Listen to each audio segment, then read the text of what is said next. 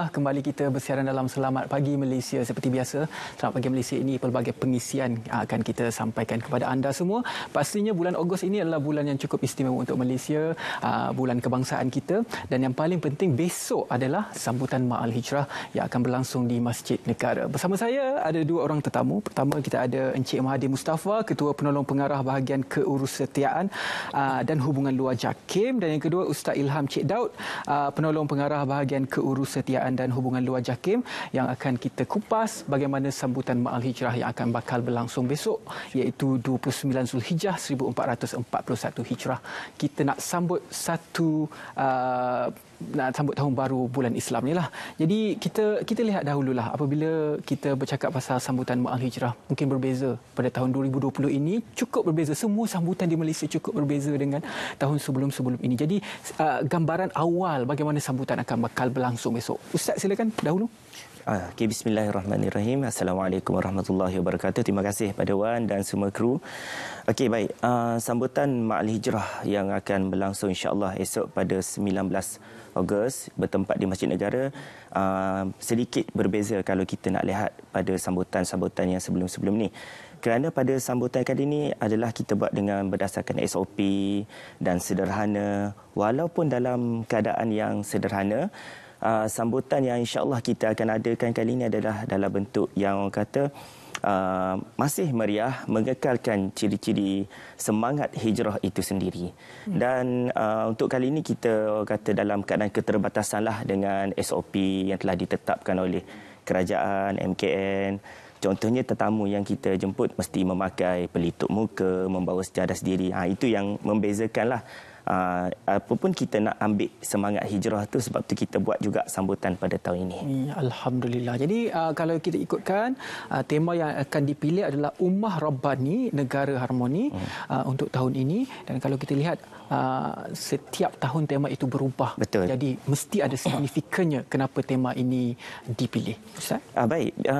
Kalau kita lihat tema-tema sebelum ni dia ada ulasan yang tertentu, dan pada tahun ini tema yang telah dipilih oleh Jawatankuasa Induk, Mesyuarat Jawatankuasa Induk sambutan Ma'al Hijrah itu Ummah Rabbani, Negara Harmoni. Baik, kalau kita lihat pada konten dia ada 3 komponen. Yang pertama, kenapa kita pilih Ummah Rabbani, Negara Harmoni, iaitu adalah pembangunan modal insan. Macam mana kita nak tarbiyah, nak takdik, membentuk masyarakat kepada lebih baik. Yang kedua adalah pembudayaan ilmu. Dari segi konteks Ummah Rabbani ini, mestilah ada ilmu, mestilah berpengalaman, mestilah memahami situasi-situasi sama ada dari segi ekonomi, politik, sosial dan sebagainya. Dan yang komponen yang ketiga adalah pengukuhan pengurusan dari segi tadbir urus dan sebagainya. Kita lihat itulah apa yang disebutkan komponen Ummah Rabbani, Negara Harmoni. Apabila ketiga-tiga komponen ini digabungkan, kita boleh lihat membentuk kepada negara yang harmoni. Itu kita mahukan, negara yang harmoni, sempena juga dengan bulan kemerdekaan, bulan kebangsaan kita pada tahun ini.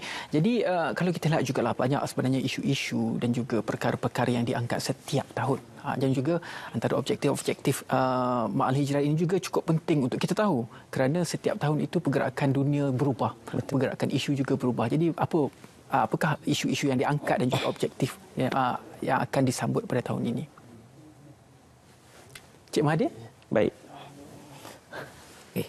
Antara sebagaimana yang terima kasih saudara pengerusi, saudara Ridwan, antara objektif pada tahun ini adalah sambutan itu sendiri. Sambutan itu sendiri dilaksanakan dalam bentuk yang walaupun terkawal, namun tetap meriah. Dan seperti yang saudara Ilham maklumkan tadi, dia merangkumi aspek-aspek yang dapat dijiwai dalam penghijrahan peristiwa Rasulullah itu sendiri. Dan mungkin saya boleh berkongsi sedikit tentang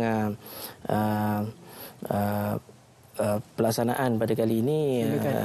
Dia akan berlangsung di Dewan di Dewan Utama lah, di Dewan Utama Masjid Negara itu sendiri, yang dihadiri oleh dev-dev jemputan. Setakat itu kami perlu mematuhi SOP-SOP yang telah ditetapkan lah. Jadi dalam bentuk begitu, objektif pelaksanaan itu sendiri juga perlu dipatuhi. Antara tetamu VIP yang akan hadir siapa? Yang tetamu yang akan hadir adalah pada sambutan Mahal Hijrah pada kali ini adalah Kebawah Duli Yang Maha Mulia Seri Paduka Baginda Yang di-Pertuan Agong yang akan diiringi oleh Permaisuri Agong dan turut dijadualkan hadir merupakan Yang Amat Berhormat Tan Sri Datuk Haji Muhyiddin bin Yassin, Perdana Menteri Malaysia. Selain daripada itu, yang turut hadir juga YB Senator Datuk Dr. Zulkifli, Menteri di Jabatan Perdana Menteri, Menteri-Menteri Kabinet, Timbalan-Timbalan Menteri Kabinet, DEF dan jemputan dan para duta-duta juga akan turut hadir. Maksudnya kalau orang awam ingin menghadiri, perlu apply macam pergi sembahyang Jumaat ataupun bagaimana, ataupun diterbuka? Pada penganjuran pada kali ini hanya para jemputan saja yang tadi sebagaimana yang dimaklumkan tadi, objektif pada kali ini perlu mematuhi SOP. Jadi apabila SOP yang telah ditetapkan begitu, jadi hanya DEF jemputan yang dibenarkan untuk berada di dalam Dewan Solat Utama. Namun jika kariah para tetamu kariah yang ingin hadir di situ tetap boleh semayang di situ, sekadar ahli kariah sajalah. Dan yang antara yang kita akan tunggu setiap tahun adalah anugerah Ma'al Hijrah. Jadi tahun ini bagaimana penganugerahannya, proses penganugerahannya juga pencalonannya bagaimana, Ustaz? Silakan. Baik, bismillahirrahmanirrahim. Terima kasih Wan. Kalau kita nak sebut pasal tokoh, macam kebiasaan, cuma tahun ini kita ada tokoh antarabangsa, dan kita tidak lupakan juga kita ada tokoh kebangsaan. Ini adalah tradisi sambutan Ma'al Hijrah yang kita adakan. Jadi kriteria utama adalah dipilih adalah sumbangan dia. Apakah sumbangan dia kepada dunia Islam, apakah sumbangan dia kepada ekonomi dan sebagainya. Jadi kriteria-kriteria inilah yang dipilih sebagai pemilihan utama kepada tokoh Ma'al Hijrah kebangsaan atau antarabangsa. Selain daripada itu, kriteria antara pemilihan, saya ingin tambah sedikit daripada segi pemilihan. Dia melihat daripada aspek pengalaman tokoh itu sendiri, pengalaman dan bagaimana dia, seluas mana pengalaman yang dia ada.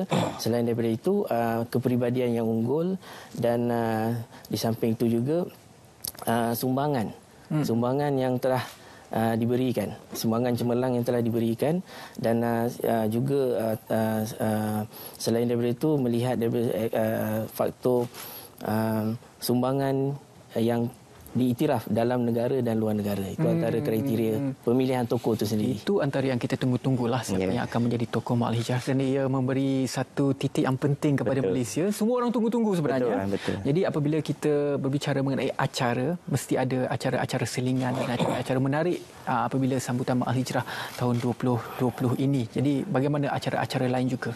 Baik, saya mulakanlah bermula dengan esok 19 Ogos. Pada sebelah petang, jam 6 petang tu ada acara buah bicara daripada IBC Studio.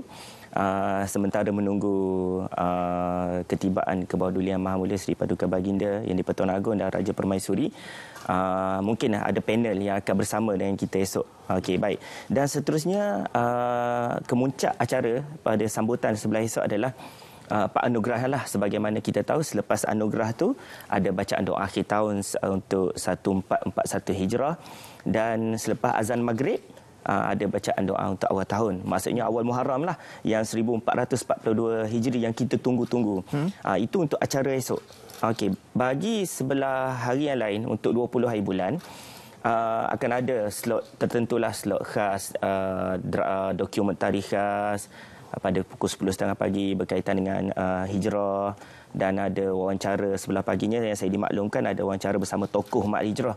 Jadi siapakah kita nantikan esok? Siapakah yang akan diwawancara nanti? Tak boleh ditis-tiskan sikit boleh. Tidak boleh. Itu rahsia.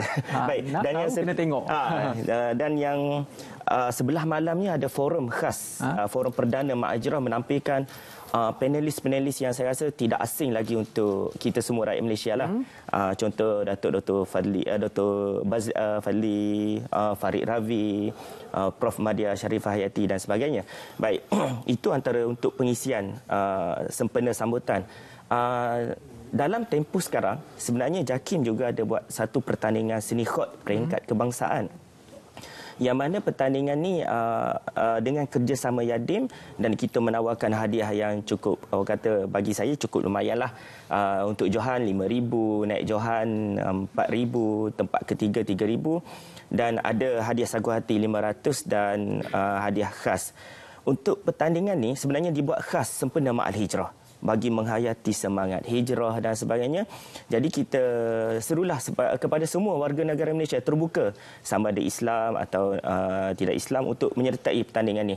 Pertandingan ni pertandingan seni khot dan tulisan jawi peringkat kebangsaan. Jadi terbuka.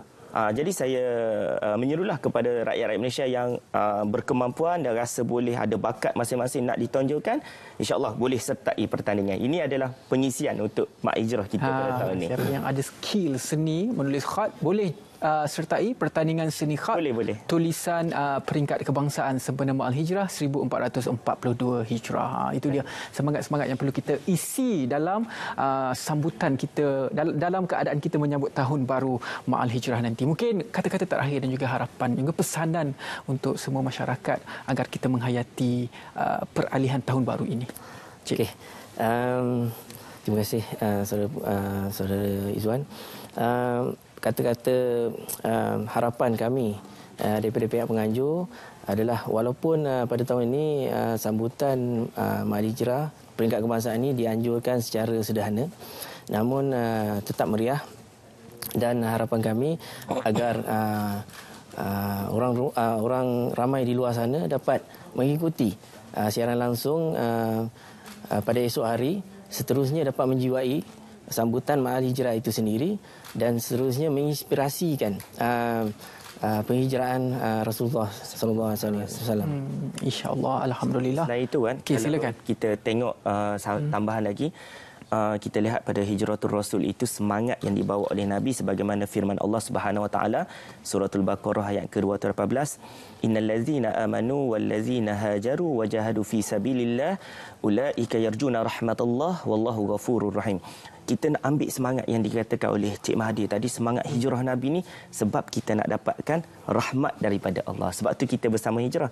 Dalam konteks kita keadaan yang normal baharu ini, jadi kita bersama-sama hijrah daripada yang baik kepada yang lebih baik. Itulah konten dan harapan kami bersama lah. InsyaAllah. Kalau kita lihat juga secara fizikalnya mungkin berbeza. Kalau ikutkan tahun lepas ada perarakan, beramai-ramai. Tahun ini tidak ada. Tetapi pengisiannya tetap sama, malah lebih kuat lagi untuk kita menghayati bagaimana untuk kita menyambut tahun baru, dan lagi istimewa apabila kita berada dalam bulan kebangsaan kita, untuk kita menghayati rukun negara, 5 prinsip asas rukun negara. Kita cintakan negara Malaysia, kita cintakan Islam. Alhamdulillah. Terima kasih banyak-banyak kepada Encik Mahathir Mustafa dan juga Ustaz Ilham di atas penerangan tentang majlis yang akan bakal berlangsung besok. Esok kita akan ada, bukan besok,